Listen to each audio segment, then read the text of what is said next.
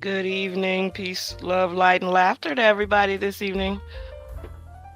Welcome to Reed's Learning Street. I am Sharice Reed L, and I have an esteemed guest with me returning to give her insightful and young take on education and nature and how we naturally not evolve, but grow and how our minds and brains grow at their own spaces. If you wouldn't please introduce yourself and let everyone know who you are and how they can reach you, please. Hello everyone. My name is Mo or Rose Jackson. I'm currently a nursing student, and you can reach me at floatingflowers06 at gmail.com for any questions that you may have about what we're going to talk about today. Again, thank you everyone for joining us when you catch this today, tomorrow, tonight, later on. We appreciate you for joining us. All right.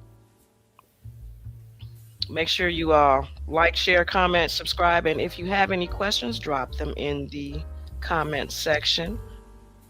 Let's give this student of nursing the platform so that she can speak on education in her style or in our style.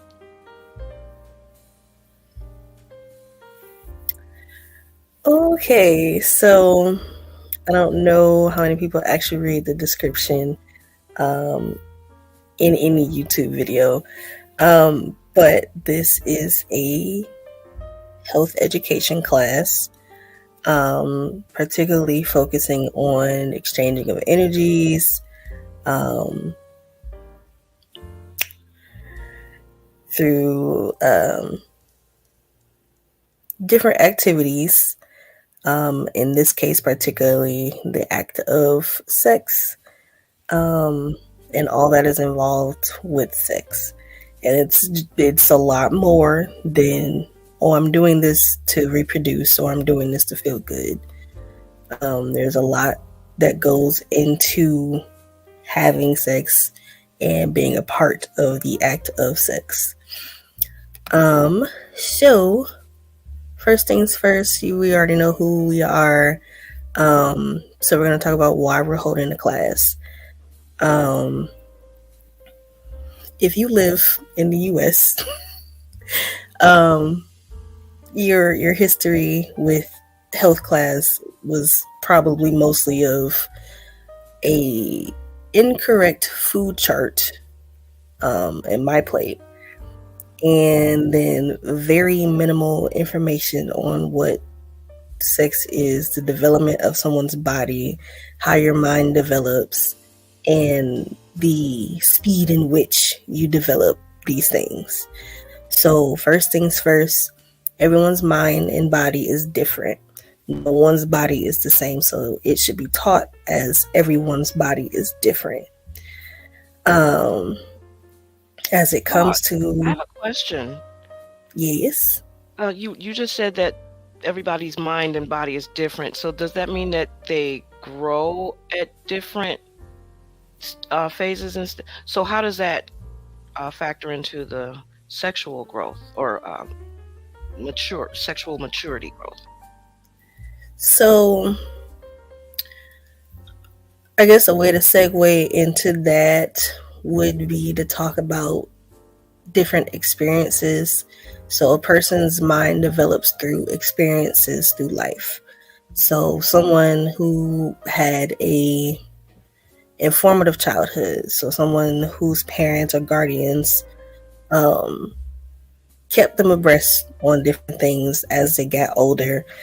They hit age 5. Okay, you have this, this, this, and this, and I don't know. For me, it was if somebody does whatever, let us know because you're 5. You shouldn't be doing it. That's how it was taught to me, opposed to someone else who may have experienced it a little differently and may have been introduced to it um, before they could understand what was actually happening, and that could further shape how those two experiences, project to the future. So, someone who may have had that particular experience, they may be more reclusive about sex, or they may be more sexually active as they get older, regardless of how young they may be. And the same can go for the person who did not have that experience. They could be more reclusive. They could be like, I don't really want to try anything because I'm not supposed to do anything. Instead of it being I'm going to teach you about this. It's not inherently bad. It's not inherently good. It just is. And there's a certain time where you may be more able to handle doing these things. And it is not, honestly, it really shouldn't be before the age of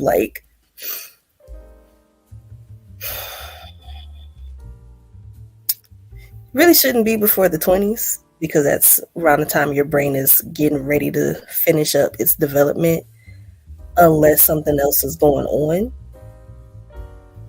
But we're human, so we're going to be like, I want to try that. I know for me personally, it was much before I turned 20, because I was curious about it. And then there were situations where I have control over it, so I learned about it.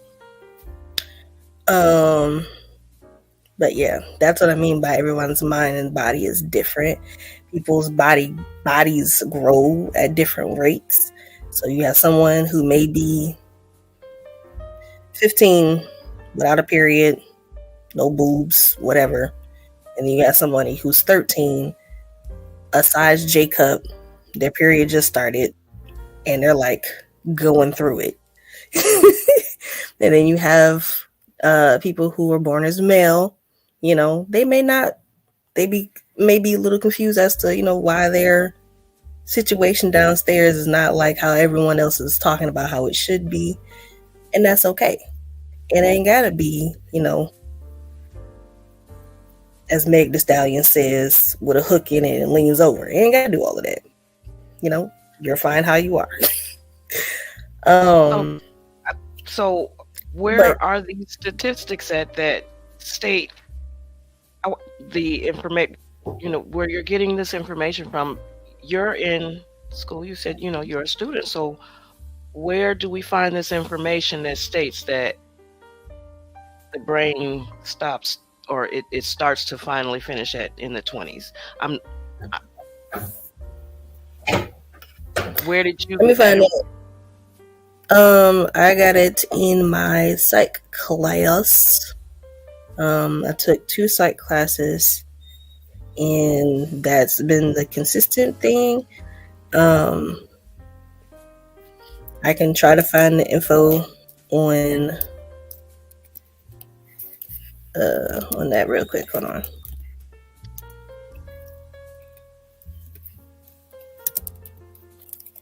I gotcha.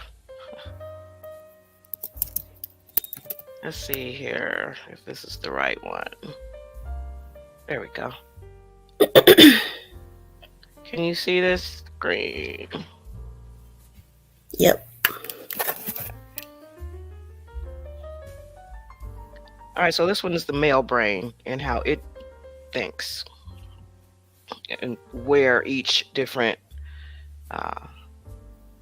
area of thought is at in the brain. As we can see here, the majority is on the SEX. The listening particle is damn near, you can barely see that dot.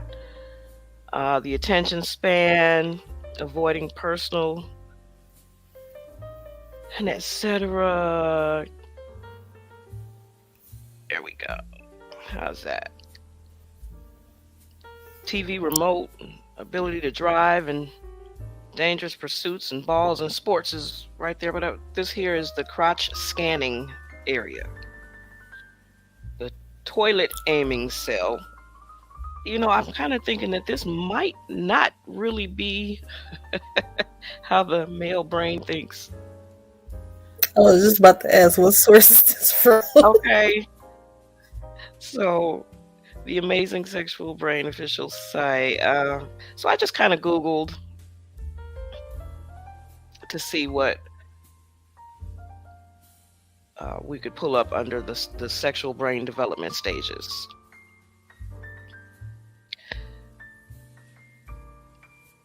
Here's one for the stages of brain development itself. Now I do know that the brain does stop or finally finishes, not finishes, but it comes to maturity between 24 to 28, depending on the individual, right?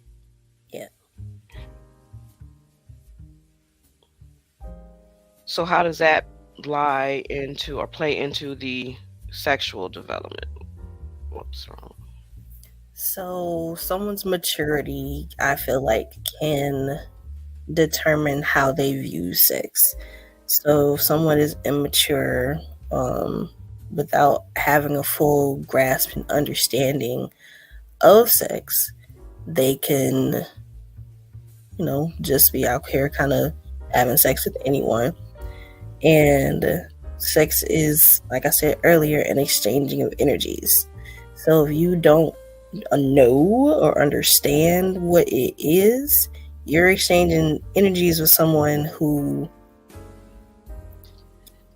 I don't want to say tainted, but like, you can be giving your energy to someone who does not need it, and then you end up creating some form of bond or tie to that person, and now you're feeding off of their energy, and What do now you you mean by all energy? When you say that when we bond with someone and there's a chance of that energy connecting, and we take a little bit of someone when we connect with them, right? So is Mhm. that the energy that you're speaking of? Yeah, like Okay. their essence, Yes. essentially. Okay. So we take on a little a little bit of an essence, and we leave a little essence. Hmm. Okay. Now, with you being a young person, though, how does that factor into what y'all are out here doing? You know what I'm saying? Y'all brain ain't even done developing. Yeah. So, like I said, we're human, humanoids, whatever. We not perfect. So you're going, most people, well, I won't say most people, but um a lot of people are willing to experiment, um and test waters. And I feel like that's healthy in a way, so that you know what to look for or whatever when it comes to a person, because you can go however long without it, thinking that, oh, I'm just gonna wait for the right person, I'm gonna find the right person, XYZ, blah blah blah blah blah, and your first time still be with someone who snatched all your energy and went away. Okay. So I feel like what we do, not everybody in my generation, but like a, a lot of us, this sexual liberation type of thing is us exploring. However, I feel like we're not exploring with education, if that makes sense. So, like for me, um, for me, I will admit I wasn't the most cautious of who I gave my energy to, and it caused me a lot of emotional strife. I'll say that, and it was like, okay, cool. And then it got to a point where there was an unfortunate situation that occurred, and that kind of took my emotion away from sex. And so I started to do it kind of mindlessly, as a form to, here's a key point, gain my power back, which is something that sex can be used for. That's a tool that it can be used for, gaining power. In my situation, I'm gaining power for myself and taking back control of my body, or at least that's how I felt I was doing. Some people, they can use that as gaining power over someone else. And that's completely different. Those are two different things. I feel like they may be not necessarily the same sides of both of one coin, but like right across the hall from each other. Because both are selfish, technically speaking, and both use the other person, to for their own gain. However, well, both can also hurt the other person. However, one is more so you're not disrespecting someone else's boundaries, I feel like, when you are trying to get control of yourself. You can do that without disrespecting someone else's boundaries. But when you're trying to take control over another person, you are no longer considering their feelings. You're no longer considering their energy. You're no longer considering their boundaries. You're just doing whatever it is that you want to do because you feel empowered. You feel like you're in control. You feel like you have this thing over someone else. Opposed to being able to do this mutual thing where both parties can benefit from it. I don't know if that answered the question because I kind of forgot the question. You still with me as long as about the energy, making sure that the exchange.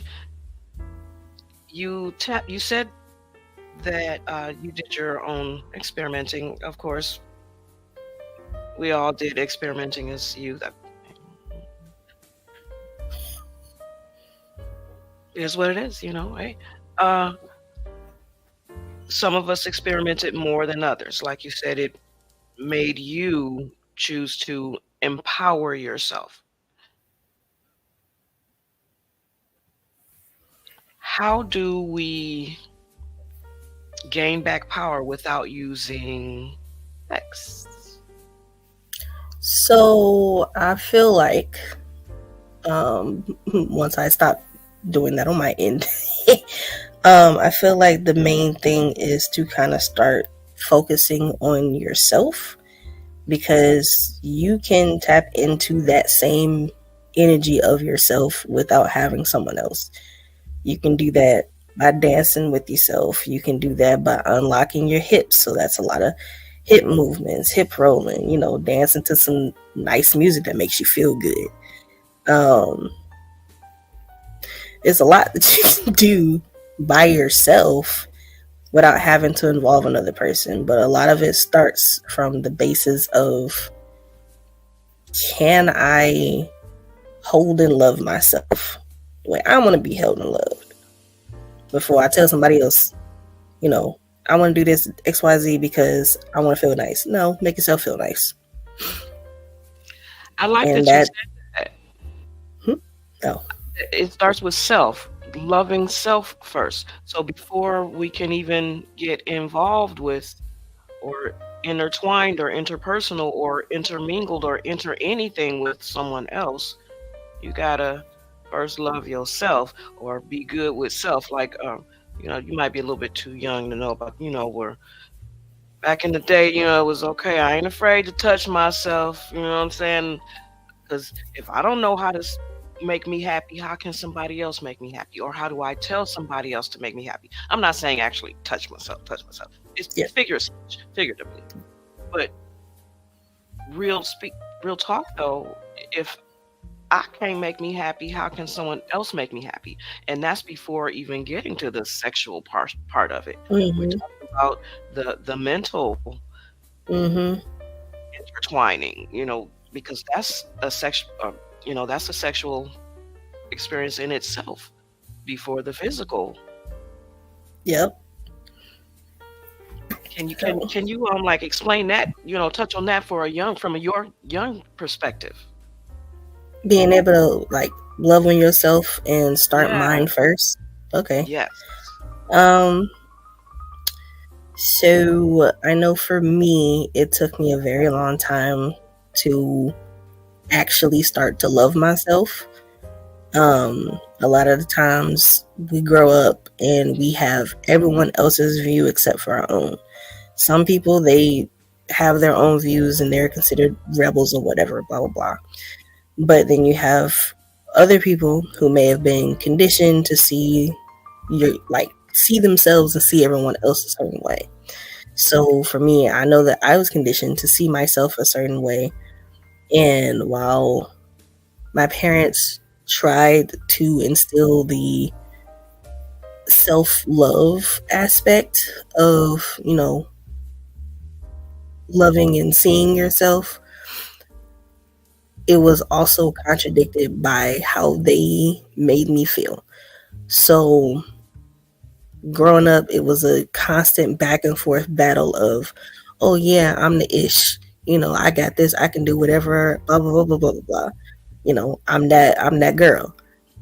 And then it would seesaw to, I feel like I can't do anything. I feel like I'm worthless. I'm not worthy of XYZ, whatever. It was that back and forth teeter totter, which is excruciating. That's excruciating. So as I got older and started to be able to branch out for my own ideas, being able to think about things in my own light, yes. You said as you get older. If you don't mind sharing your how young you are, or however you choose to refer to your age.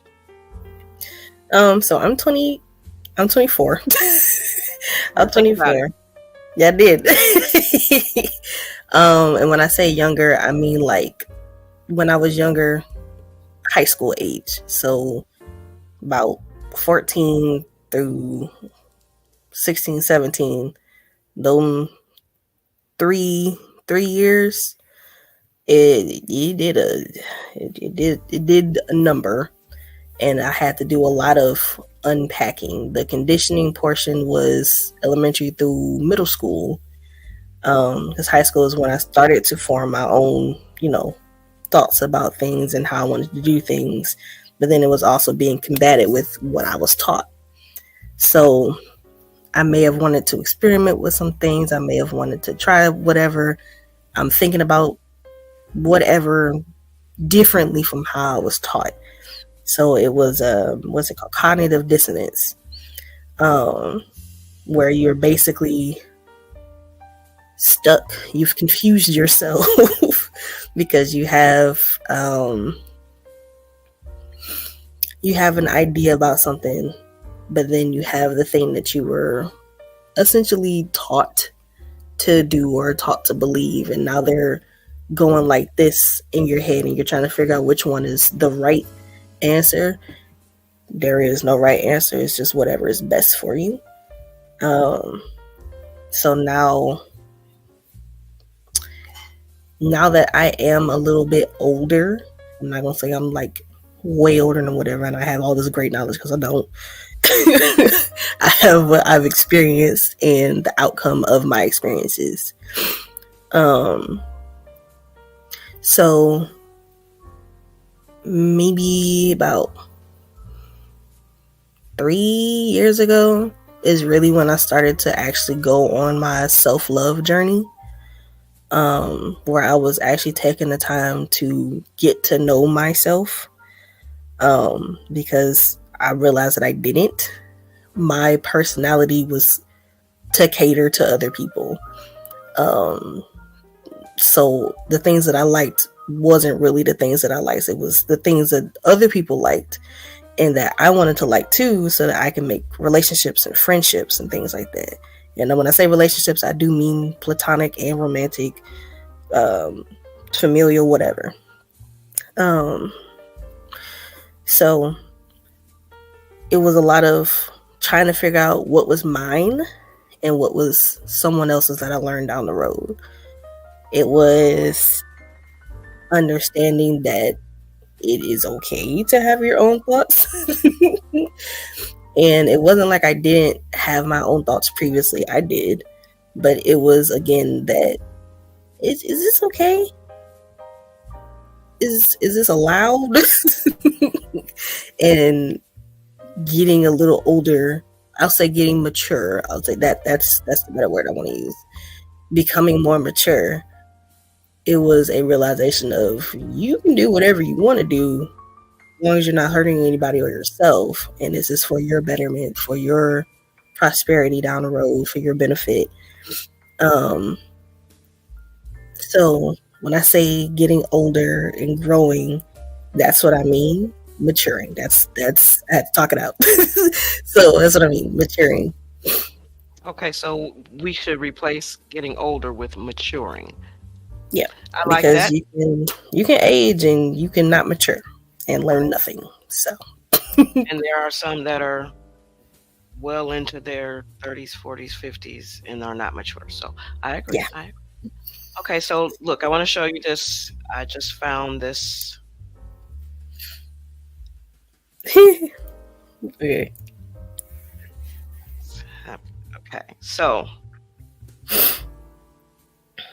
the brain development from adolescence, well, from 12 to 19. So from 12 to 19 is technically when uh, that entire age range, that entire bracket is spending time with each other. Mm-hmm. Because at 12, they're leaving middle school, going into high school. And some at 19 are still just now leaving out of high school based on where the born date is. So from 12 to 19, this group of people are all growing and learning, maturing together.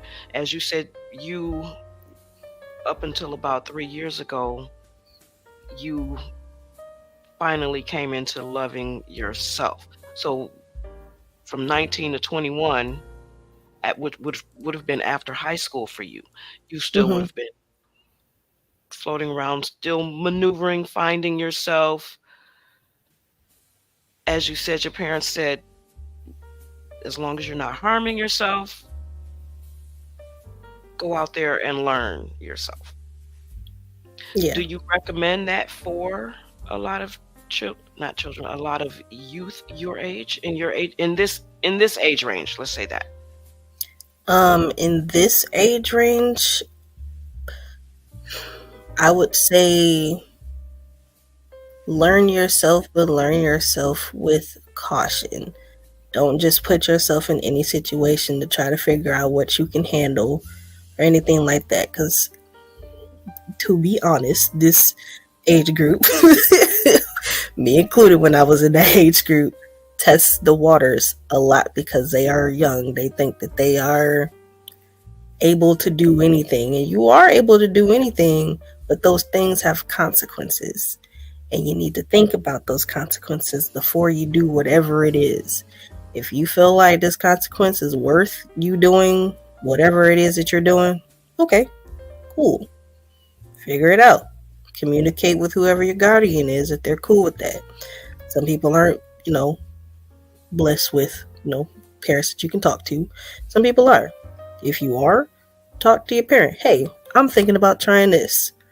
What do you suggest? Your parents are probably going to freak out. But But at they'll least they'll try to figure out how to talk to you about it. And you have to look past Hey, can I have some of the ice cream?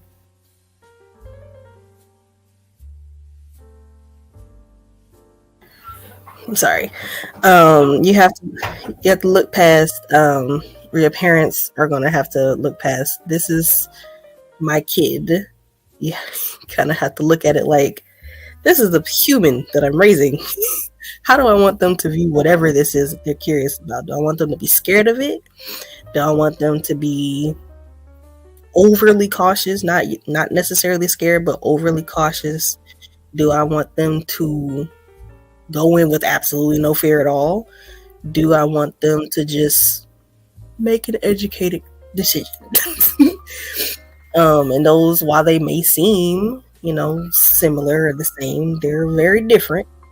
But yeah. So as a kid, I I say think about what you're going to do before you do them. If you're not sure, if you feel like you can't go to somebody, research. Research is your best friend. If you don't know something, research it. And make sure whatever you're getting isn't from Reddit. It's not from Reddit, it's from a source that is, reputable. yeah. Because there are a Okay, lot so of what if in that age range, because didn't you go to your friends instead of parents? Because you did mm-hmm, recommend going to parents or guardians. I don't yep, think many are gonna go to. they're not. So what do I you recommend? That's why we're doing this, so that we can get them the information that they need, so they don't make any mistakes that we've made. You know. yeah. So only reason I didn't say to go to your friends is because your friends are in the same boat as you. And my experiences of going to my friends about certain situations, it's like we about to make the same stupid decision. Blind leading the blind. Yeah.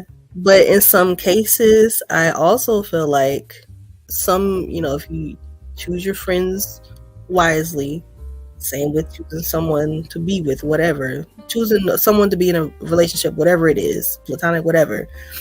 If you choose that person wisely, they can give you some good information. They can give you a good perspective on it. They could have never been in a situation, but you come to them and talk to them, hey, this is what's going on, this is what I'm thinking about doing. If they got a good noodle on their shoulders, they're going to be like,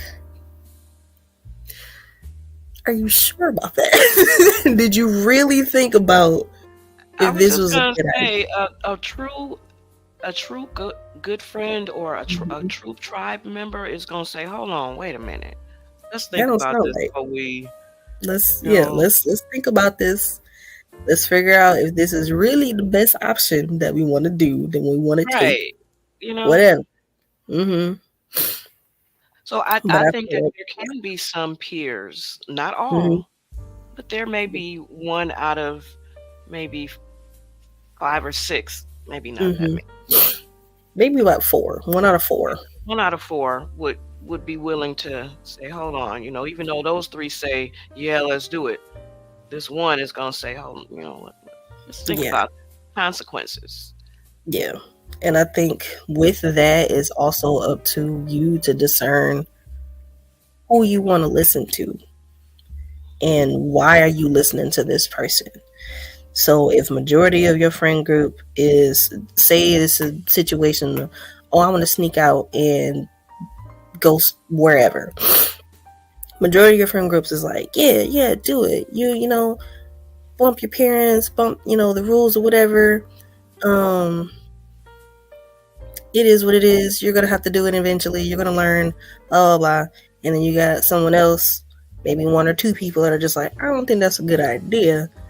And while they may not have a reason for why this is a good idea, they're like, I don't think this is a good idea because I don't want XYZ thing to happen to you. Right.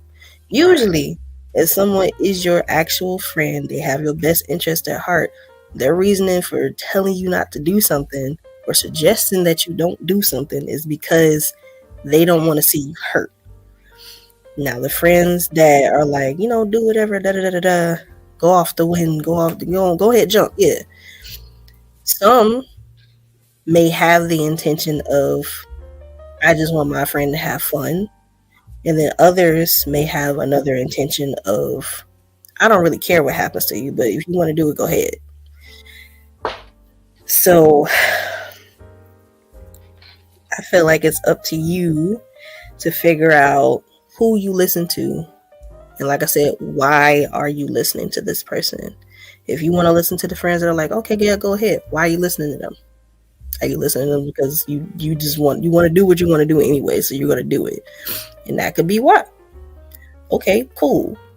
But if that's your answer, then why aren't you listening to the friend who just said, I don't want you to do this because this may not end well for you. This may end up harming you in the long run. Why are you so quick to dismiss the person who says that they're concerned about you? Why are you so quick to dismiss the idea that what you want to do in this moment is not the best idea for you. You can do it later in a different way, in a way that's safer, or in some cases healthier for you to do. Why are you so quick to dismiss that? So I feel like that's something to think about.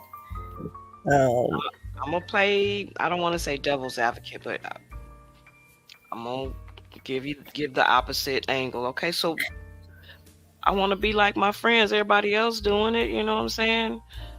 Everybody else going to hang out and so and so get to go and date and hook up and all this other stuff. Why can't? Why shouldn't we? Why you want to be the party pooper? I'm just saying because that's what a lot of the youth get. I mean, hell, Yeah. a lot of adults get that. Yeah.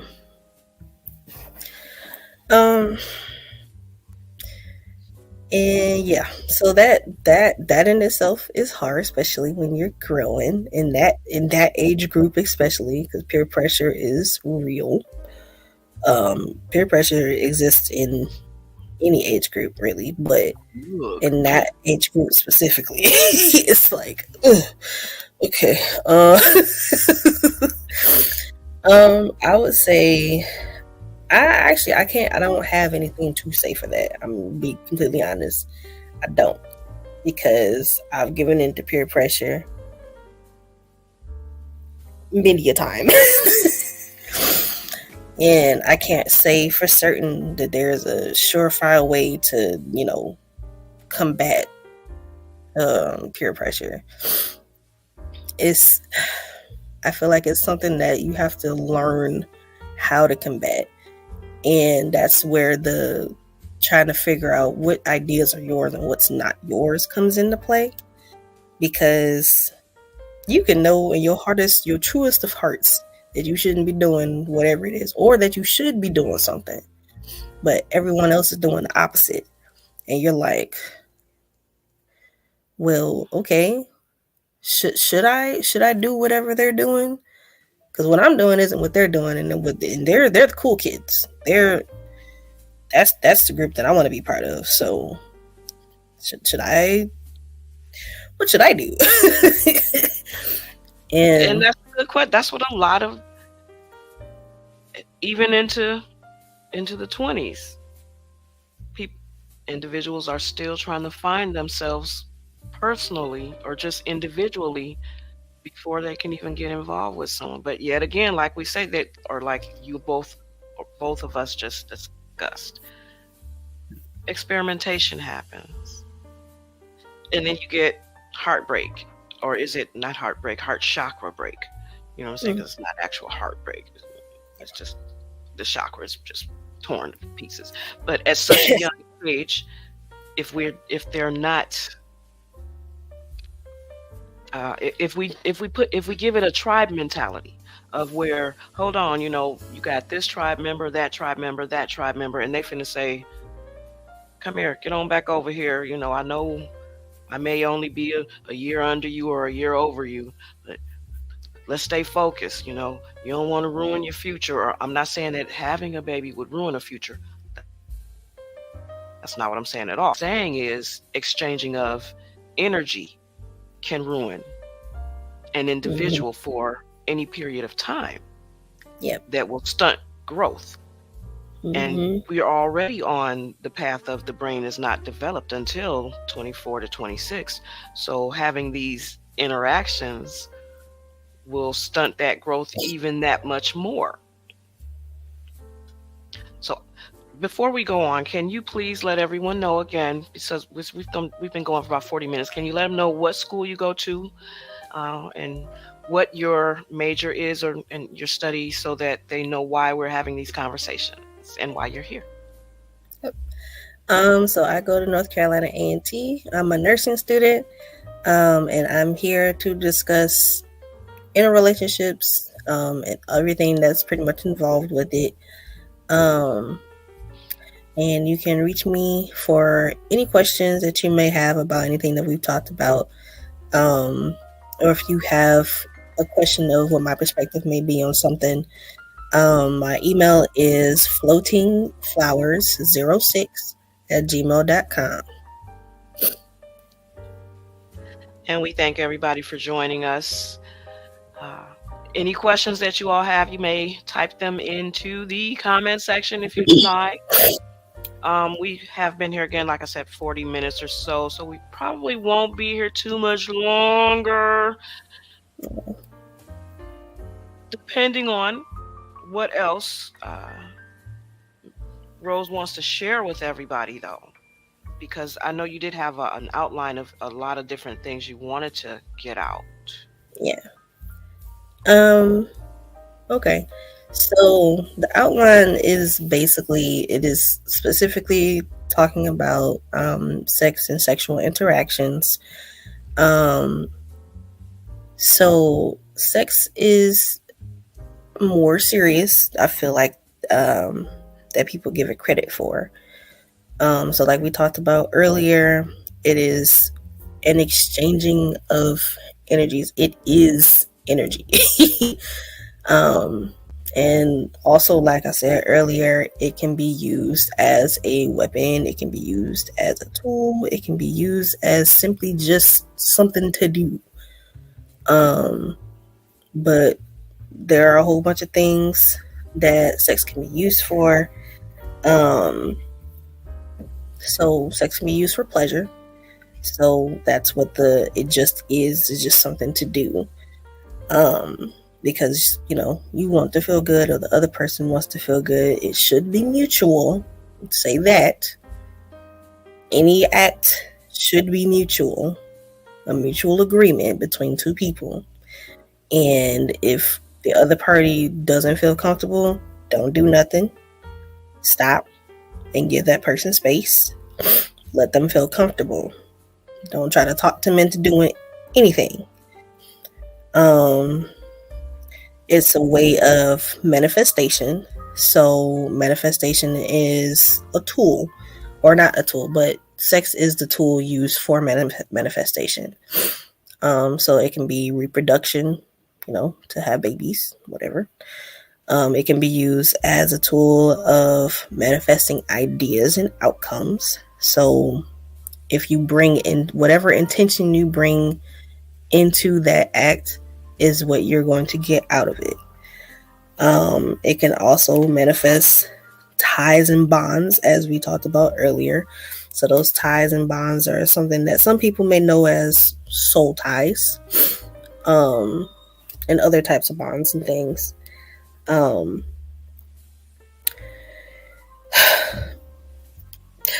Sharice, you want to touch on soul ties and other manifestations and things like that when it comes to sex?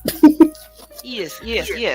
So that goes back to the energies. Soul ties, when we, or when anyone has an exchange of energies, those energies will leave a small amount of essence. If you stay with that individual and you all are just together forever and ever or whatever, however long, then you all are just constantly exchanging your essences, and it's just going back and forth, and y'all are in the flow, y'all are in the current.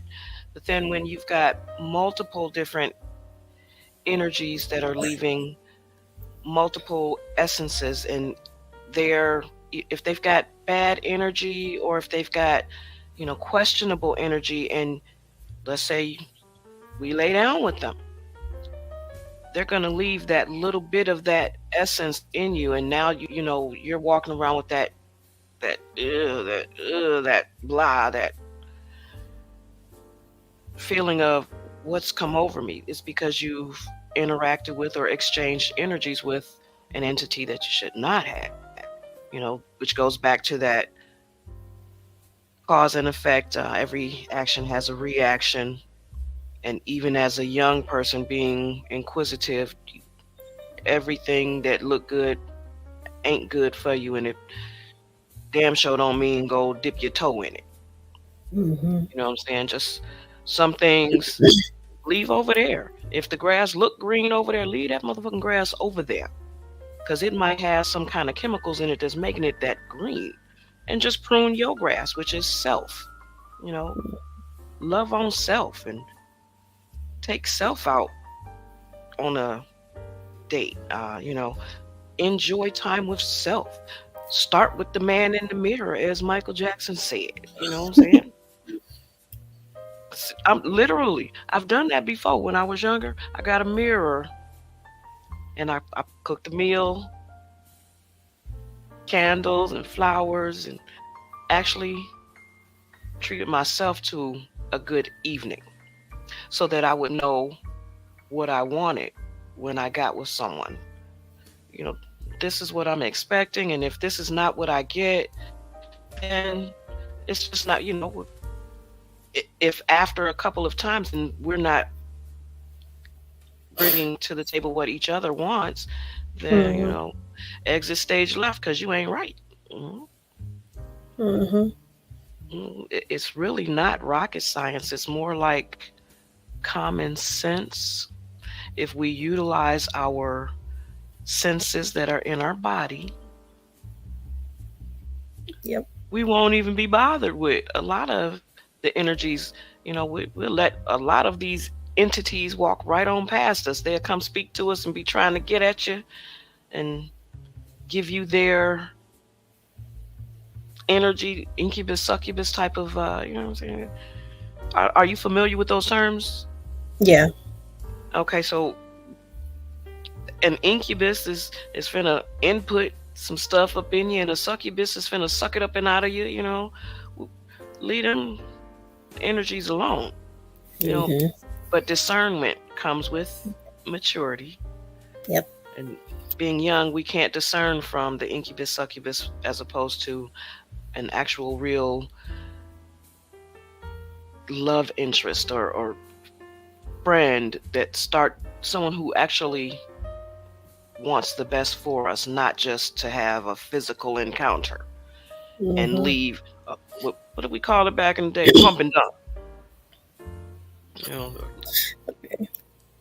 I mean, that's what we called it, a pump and dump. Pump a few pumps, dump some cum up in you, and be going on about that business.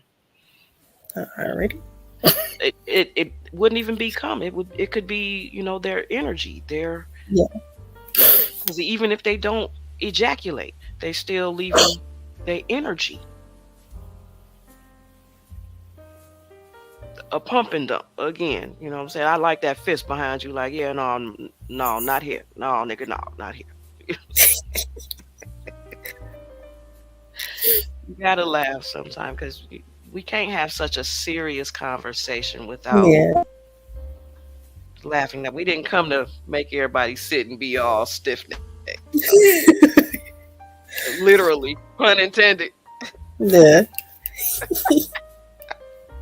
All right, yeah, that's why the parental advisory is up there. Okay,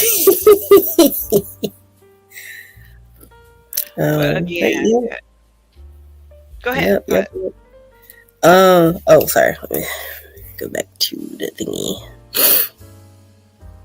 But yep. So that is souls, ties, and bonds. Yeah, and you can bond with somebody without even knowing it, without wanting to, and then you find yourself with this person's energy stuck with you, and you like, why can't I get away from this person? Why is this person still here? And it's because you bonded with that person, or rather with their energy. So yeah. And then it can be used as a weapon. So this is a little bit of a heavier aspect to the act of sex. So again, this starts with intentions. Anything dealing with sex is going to deal with intentions. Just start out by saying that. Your intentions can be good, they can be with malicious intent, whatever. You have intentions, and that's what you're going to get out of the situation. And unfortunately, some people get stuck in those situations, even if they do have good intent, the other person does not. And you may not know their full intent until you're in it. And that is the unfortunate part. But so the intentions of at least one party can be with ill intent, like I said before, and that could be to gain their own power. So remember, bring it back to the beginning of the conversation, talking about you may use sex to gain power, but it depends on how you are gaining said power. Are you using this to gain power over someone? To make yourself feel in control of the situation and of the other person? Because that is not it's not what sex is supposed to be used for. That's when it becomes a weapon. And whether you do this knowingly or not, the other person will feel that. If you are no longer listening to the other person during this back and forth supposed to be mutual act, it's going to teeter the balanced scales. It's no longer balanced. And people can do this, like I said, intentionally. Some people can do it unconsciously, whatever. But it is up to you to stay in enough of yourself to understand which way that you're going, I guess. Yes. Okay, so you just mentioned intentional. Could not sex be used for intentional manifestation? Did we speak on that? Yeah, we did. Okay, so intentionally manifesting by, and not just by procreation, but obviously ideas, but ideas, outcomes, really anything. So which would go into like sex magic, right? Mm-hmm. Okay, and I know a lot of people are not familiar with that term, sex magic, or may not have heard it before. Can you elaborate a little bit about it? So my understanding of it is when you are participating in sex either by yourself or with someone else, and throughout the entire time up into the point of climax, you have a specific intention in mind and you are staying focused on that specific intention. And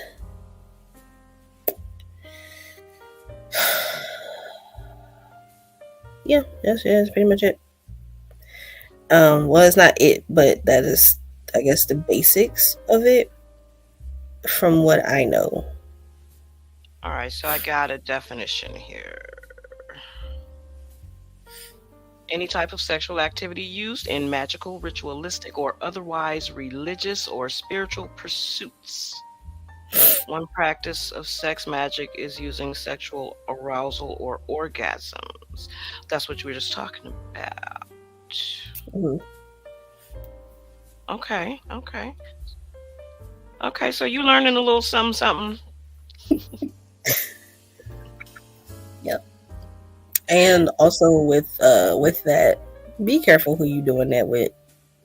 So let me ask you a question then. Have you ever used sex magic before? I will not disclose that information. Okay.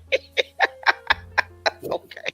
I just thought I'd ask. You know what I'm saying? You shouldn't be at your young age, but since you know about the term, I figure you might. Okay. Anyway, moving on.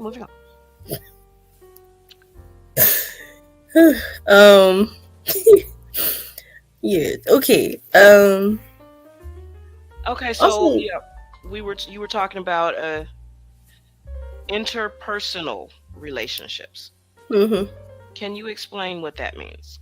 So interpersonal, the word itself just means a relationship with another person.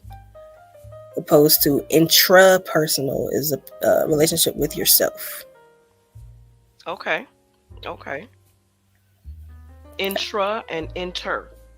Yep. So intra is with me having a relationship with myself, and inter is a relationship with other or with another individual. Yes. Okay. All right. So intrapersonal relationships can lead to sexual relationships, right?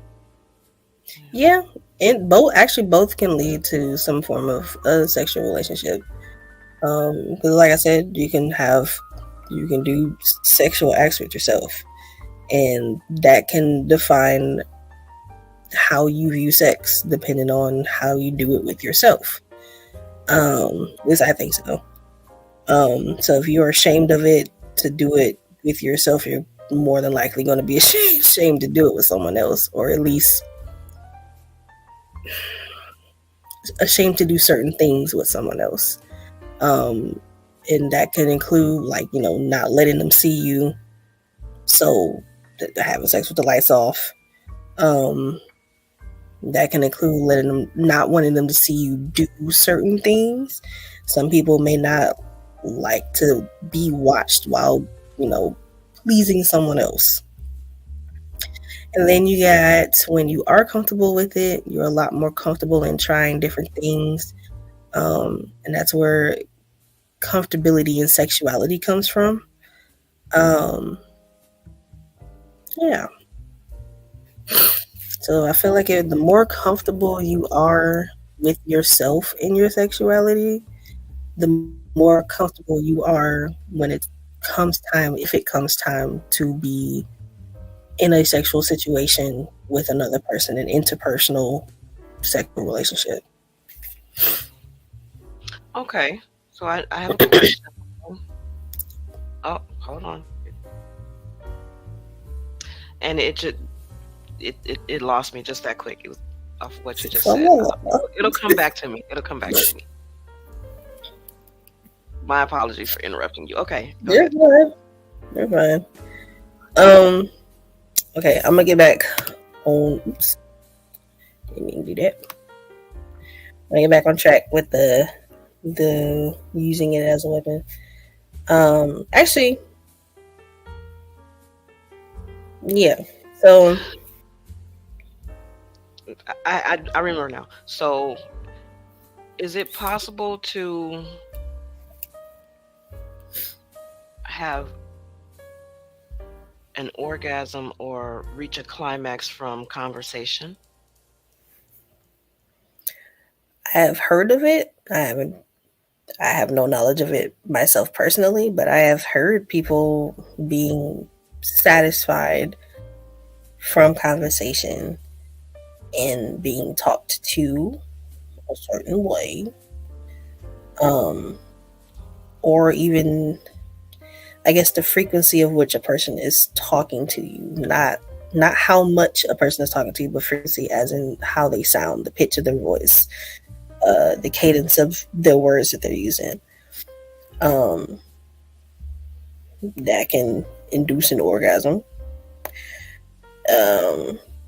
That is a thing. And it actually, that's a lie. That's a lie. It's more so, for me, it was music based. It wasn't like a person talking to me. It was from a song. And it didn't feel like a physical climax, I'll say. It was like a bodily experience, where it was like a super deep sigh. Super deep sigh. Okay. All right. You see the term on the screen? Maybe not. Sapiosexual. A person who finds intelligence sexually attractive or arousing. So is that what you meant by being able to bring somebody to orgasm through conversation? Yes. Okay. I mean, the way that you also expressed it, I want to hear it from your, from a younger perspective, how you all see it. And this is actually the term that is used for that. Sapio, meaning that we can sit here and we can conversate all night long. Not you and I, but me and whomever, and I'll sit here with him and we'll just talk, and we're talking and talking, and he's just talking and going on about knowledge, and we're talking about books and cooking and traveling and camping and just all kind of just sorts of things and whatever. And yeah, I can let me go use the bathroom. I'll be right back. Okay. Come back Okay. refreshed. All right, let's go. More conversation. So yes, it is it's a real thing, where the conversation becomes so intense and so weird, not intense as in Yeah, sexual I know what you tension, mean. but more so of where you're, you're so enveloped in it to where you just, oh yeah, wow, this is, oh my goodness, yes, and I, right, yes, and tell me your thoughts, and just exchanging knowledge back and forth, and now I've gotten, oh, now I'm getting, oh my god, yes, gotta go back to the bathroom.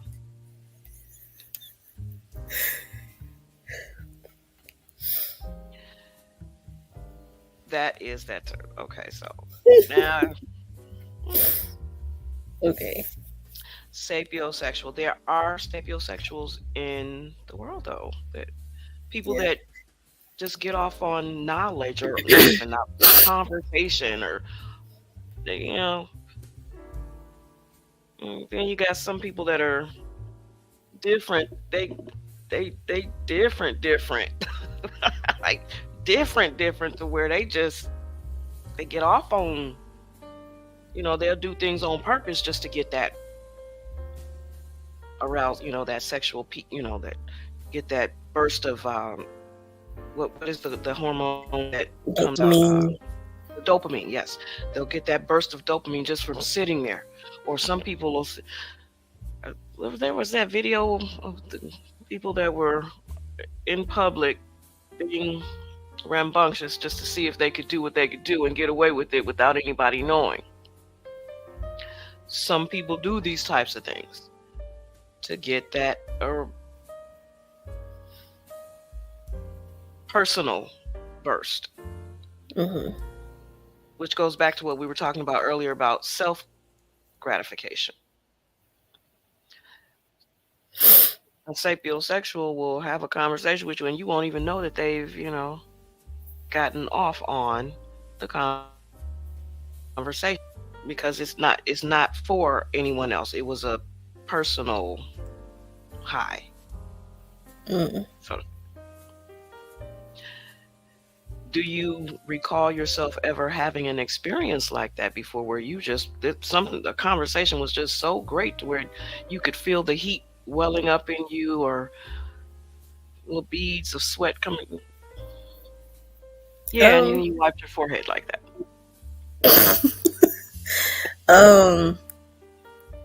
Yeah, it was never to the the full, like the absolute peak, but it was like a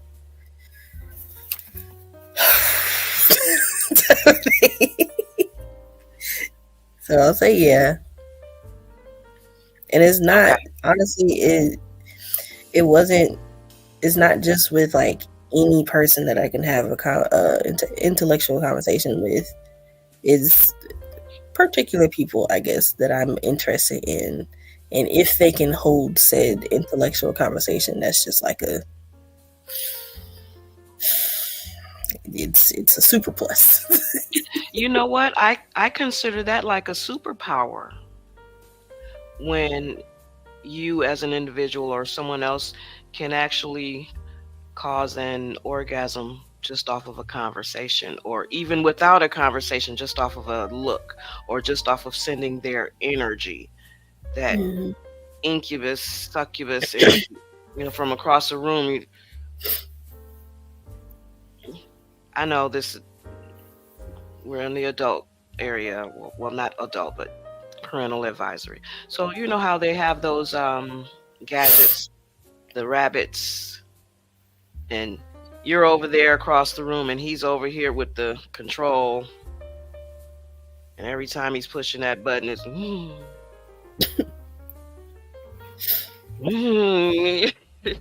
so it that, but without the rabbit, Yeah. you know because we as already energetic and emotional beings or sexual beings. We already hold and carry this energy. You and I can walk by and people will feel our sexual energy emitting, you know, because it's natural. It's just natural. You know what I'm saying? Mm-hmm. I digress. My apologies. I No, you're fine. get carried away with when I was younger, or let me rephrase that because I'm still young. I'm only in my 50s. I still feel energy when I walk by certain individuals, or I'll feel a vibration, and then I'm looking around and I'm like, who? I felt him. Where's he at? Or who was that? You know, I smelt him. Where'd he go? It can be anything. You know, even a pheromone can excite.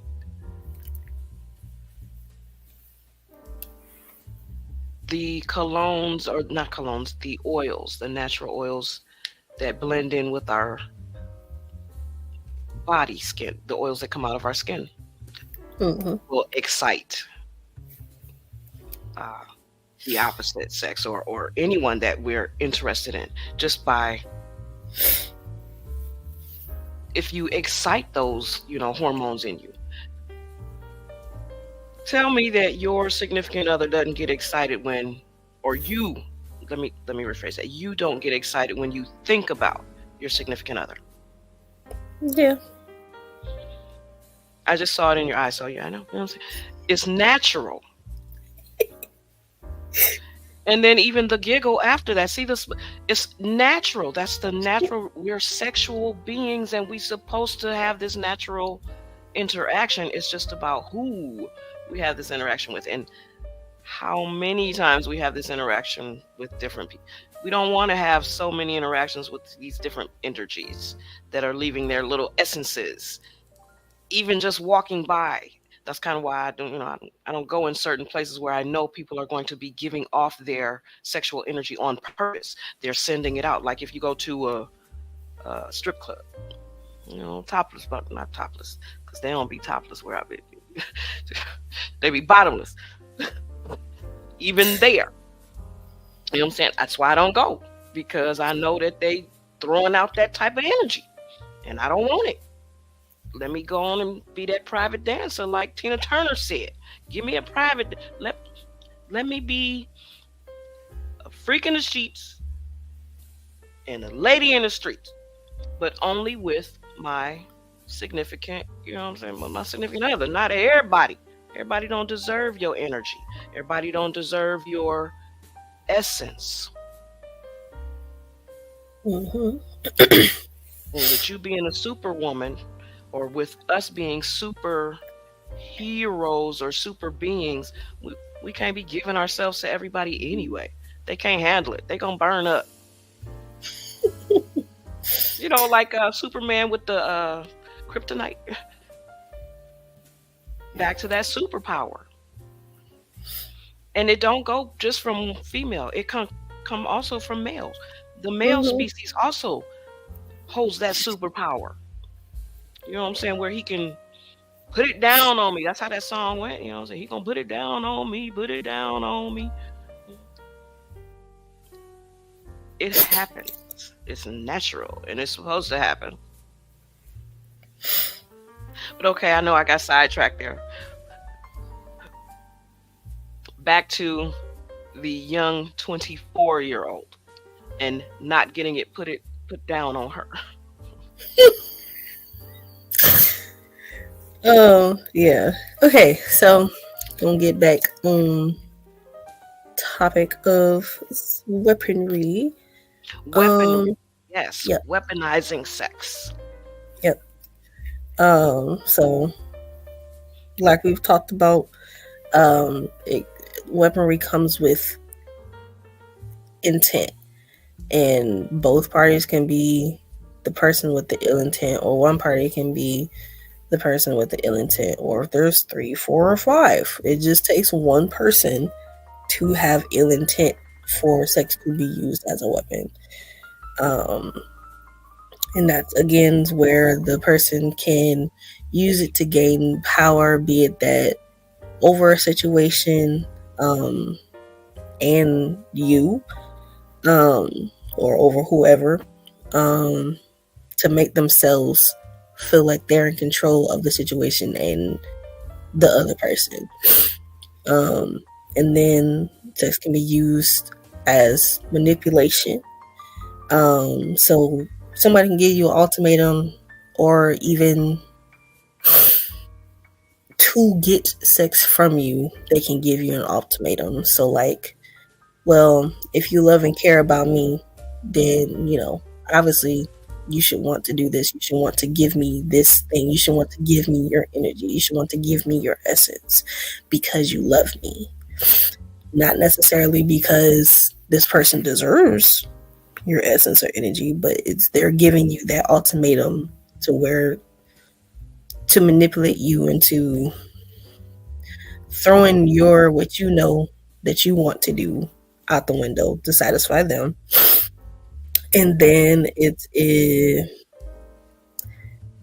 manipulation can be used as a way to keep someone connected to you, so they can withhold information and use, the act of sex, or them knowing that their energy is so enticing to you that they can get anything out of you with it. And that's the withholding the information part. I have a question. Yes, because with you being in the college arena, is there a lot of pressure or people that are ultimating like that? Does that go on a lot there? Yeah. How do hold on. Let me find the statistics for it.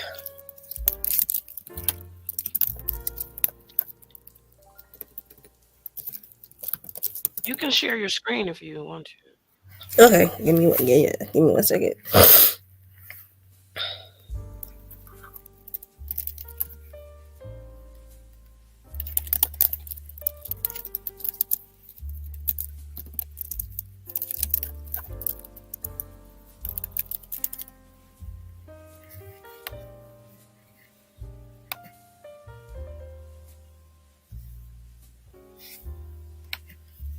Again, thank you everybody for joining us for this unconventional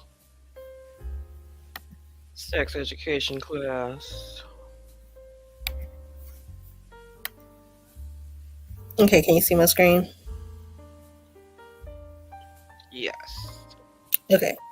So there are, so we're going to look at this.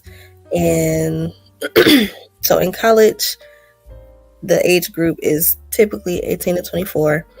And you are at more of a risk to encounter some form of sexual violence or sexual assault, or having sex being weaponized against you while in college, just because of the proximity to other people, the type of environment that it is. It's a lot of power imbalance in college. And it's a lot of people using their power, be it social power, so like someone who is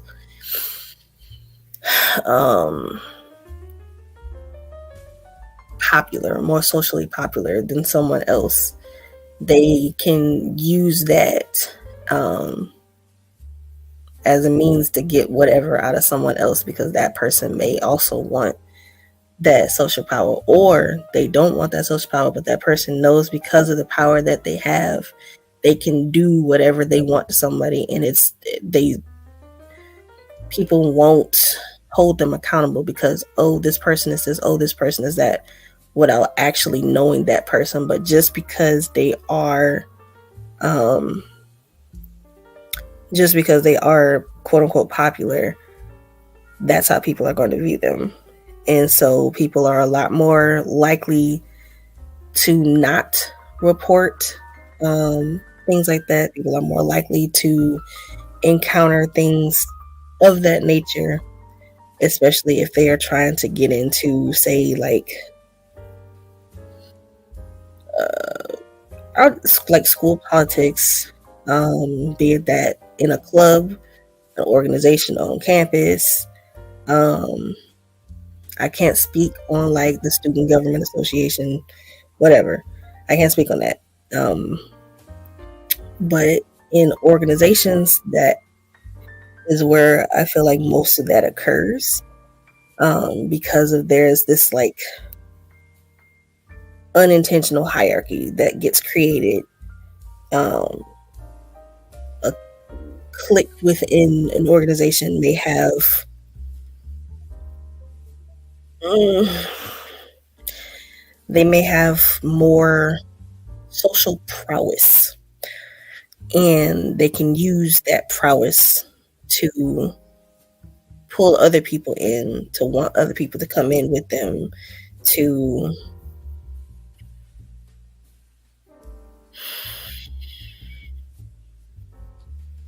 do certain things.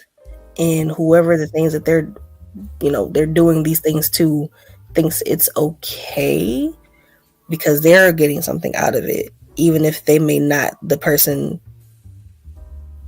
gave them the information or gave them the idea that they could get something out of it by interacting with them. So that's a form of manipulation that I'll say that happens, at least in my experience, on college campuses. And that's not just, I know the statistic little diagram showed women. It's not just women. It happens with men too.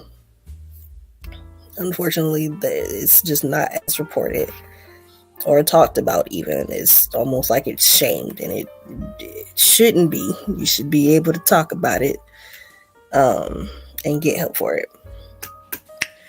I totally agree, especially our men that are taken advantage of in those hierarchy situations where they're, forced to do sexual activities in order to move up a rank or to Yep. gain whatever it is that they are trying to gain in that said organization. You did mention that organizations and Mm-hmm. some and people in the organizations that are cliques inside of the organization having others to do certain things Mm-hmm. sexually. I'm familiar with that. Um, are you aware of the things that are going on in the community or just in current events in relation to organizations and sexual Um, activities? the main thing that I'm mostly aware of, because I won't say that I'm, completely aware of everything, because I'm not. But the main thing that I am aware of is, if you want to count the government as an organization, which they are, um, a lot of people in the government um, are often convicted of, or at least found out, um, to be participating in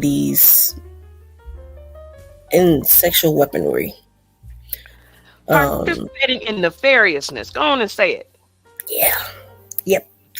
Okay, so yes, these Civil different deeds. people, like these different celebrities and etc., Mm-hmm. during trafficking, sex trafficking, taking advantage Mm-hmm. of young ones, old ones, not old ones, older Old ones, males and no, old ones females, too. all the way around, just Mm-hmm. manipulating all of our tribe Mm-hmm. for sake of gaining some type of a notoriety. I like to say that some people have purple ties. I like to also call some people small hats. All of these different organizations, some are attached to the said GOV/T. You know what I'm saying? They're connected. And yes, they do manipulate, weaponize, just as we are saying. You know what I'm saying? And they don't get anything They done don't to get them about it. recommended. They're not. Yeah, there's no repercussions.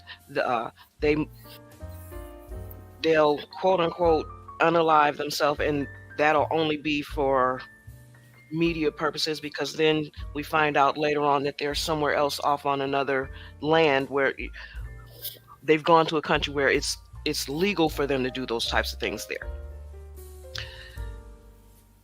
But yet you've got people like Asada Shakur, or anyone. I can name a list of people that were run away, Exile. exiled for something for nothing, that they never did a single thing other than stand up for our people, and they've been run away from our land. You know what I'm saying?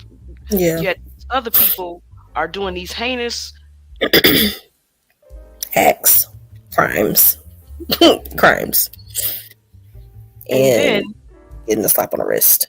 and slap on the wrist. Now contemplate on this. They're putting sex education younger and younger. Not even sex education. They're forcing sex on our children at 4, 5, and 6 years old. So when they begin to get sex training at that age, and then they get to the teenage area where now that's all they have is this sex. Everything is about sex. Do we penalize that child because they think about sex all the time? I don't feel like you penalize the child.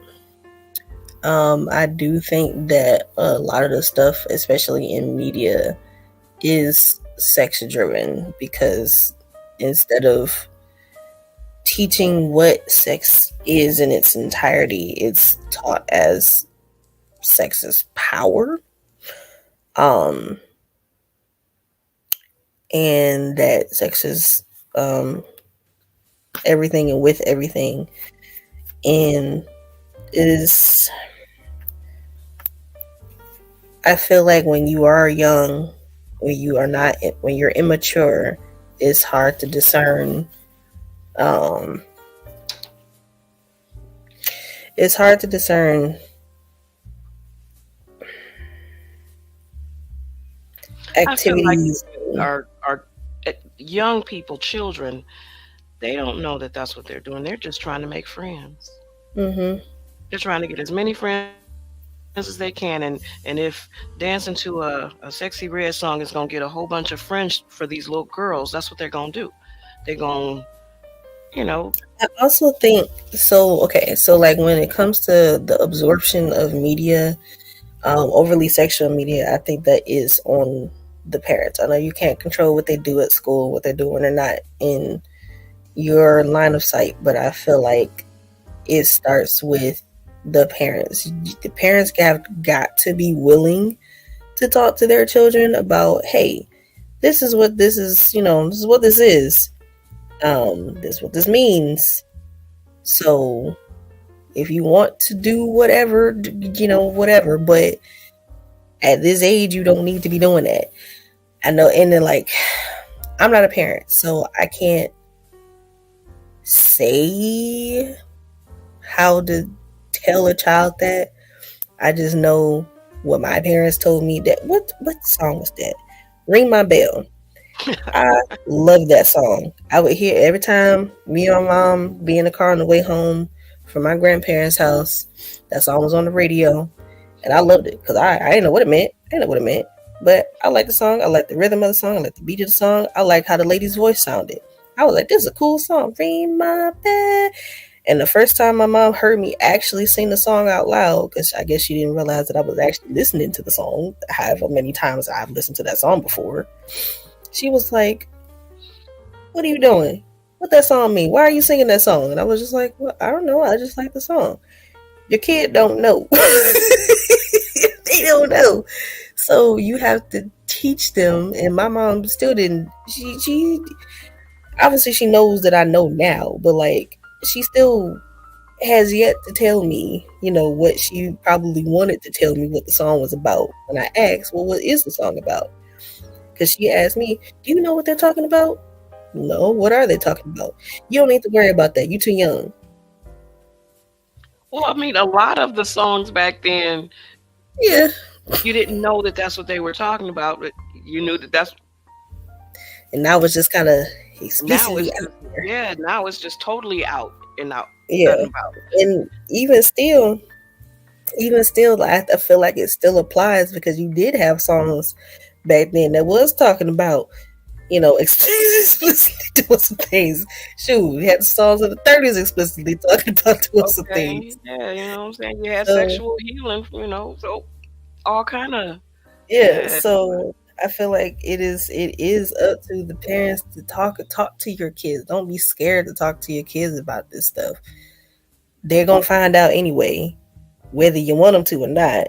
So I feel like it's better to come from the parent rather than an experience that they are uneducated about, because now they're like, well, what do I do with this? Or it Yeah, comes you from don't want no little boy poking a navel, a belly, a belly button saying that you just don't. We don't want a lot of errors. We want them to be able to talk. You know what I'm saying? That's why I got you here, because you're young. You know what I'm saying? You're a bridge. Yeah.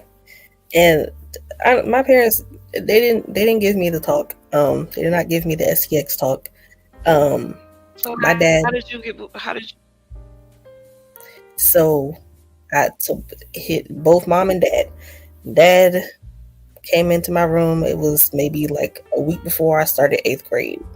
Came into my room, and it was like 9:00 at night. So I was up, like not asleep, but I was just up, and sat down at my desk and was just like, all right, so you're about to start 8th grade. Yeah.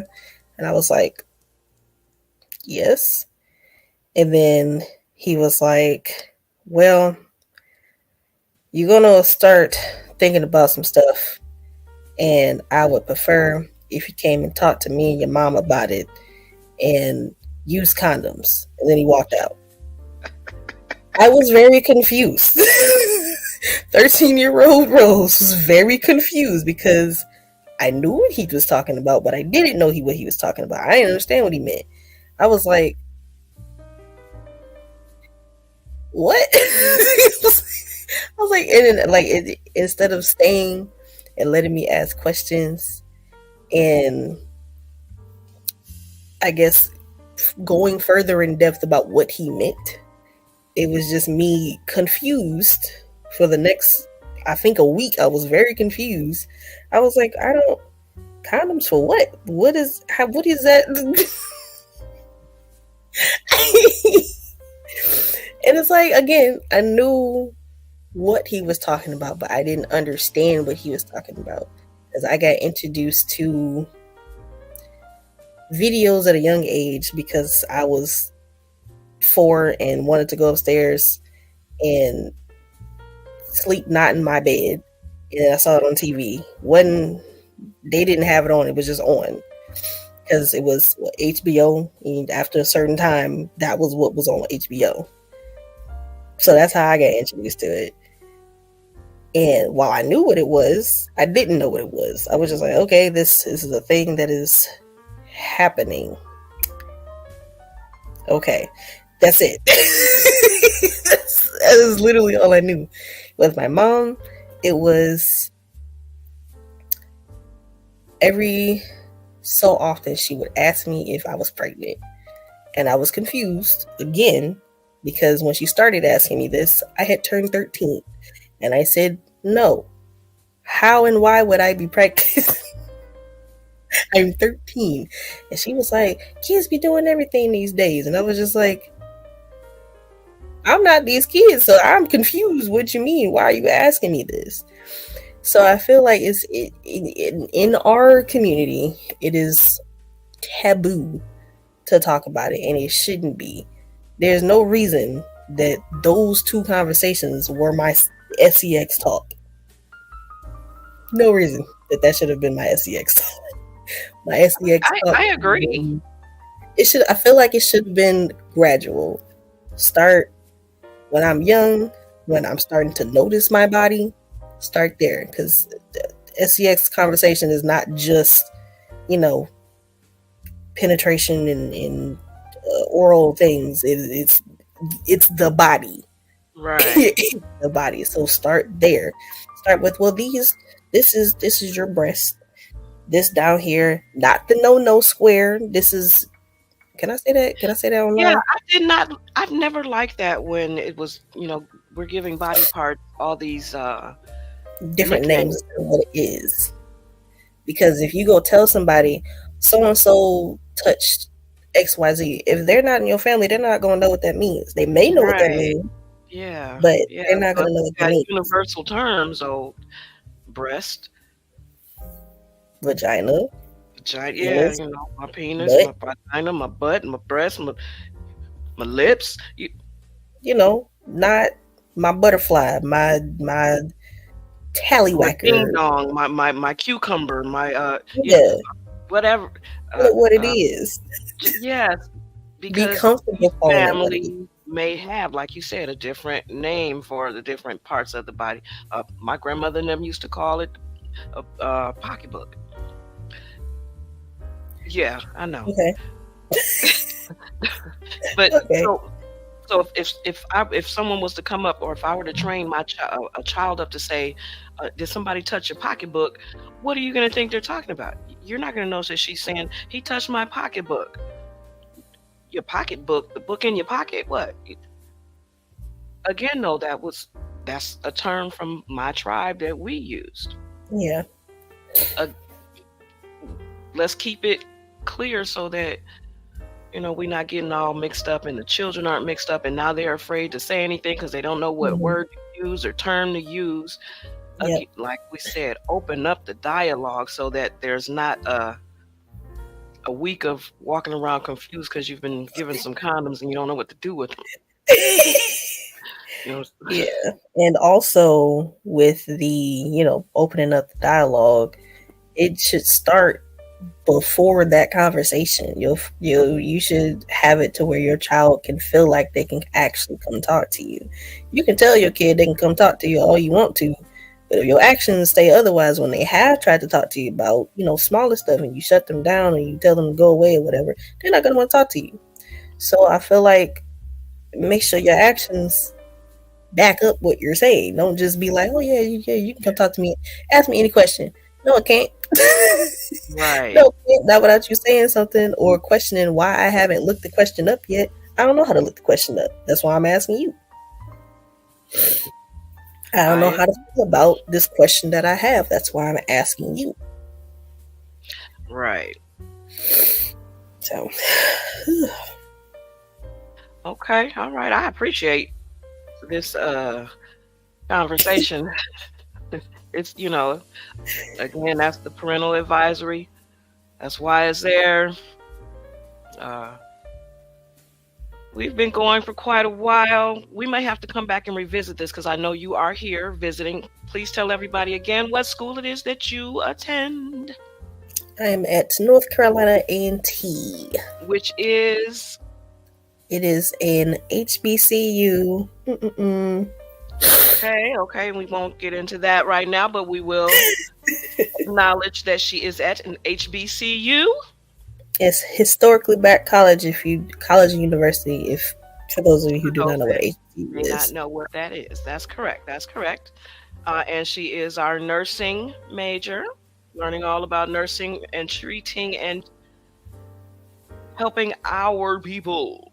You know what I'm saying? Because that's what this platform is all about. We like to make sure we help family and tribe first, and then we help everybody else after that. Okay, so we're going to say thank you, everybody, for joining us. Ms. Rose, can you give us some final thoughts before I close us out? Yep. So, just to recap, we talked about health education, and also a little bit of spiritual health education. There we go. Yes, I know my battery is running low. Give me 1 second. We talked a little bit about spiritual health education, and that is the understanding. Sorry, I had to get to my charger. The understanding of what it means to engage in certain acts with another person, particularly sex, the exchanging of energies, and understanding what it means to exchange energies. Every person has energy or essence, and when you encounter or interact with another person, you leave a little bit of yourself, they leave a little bit of themselves. You leave that with each other. So it's important for you to learn how to discern whose energy you want to be intertwined with yours, and whose energy, or who you want to have your energy. And then also understanding that it is important to know the difference between the intentions that a person may have, and know the intentions that you may have when it comes to these interactions. Yep.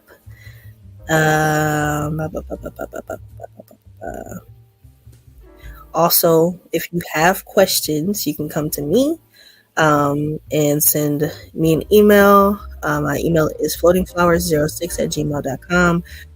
If you have questions that you don't think I can answer, please do research. Research is your best friend, like I said earlier. Make sure it comes from a credible source.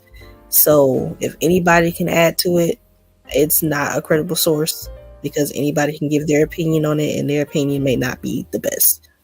Try to look up studies and stuff that's been done, or something like that. I think that is all I have.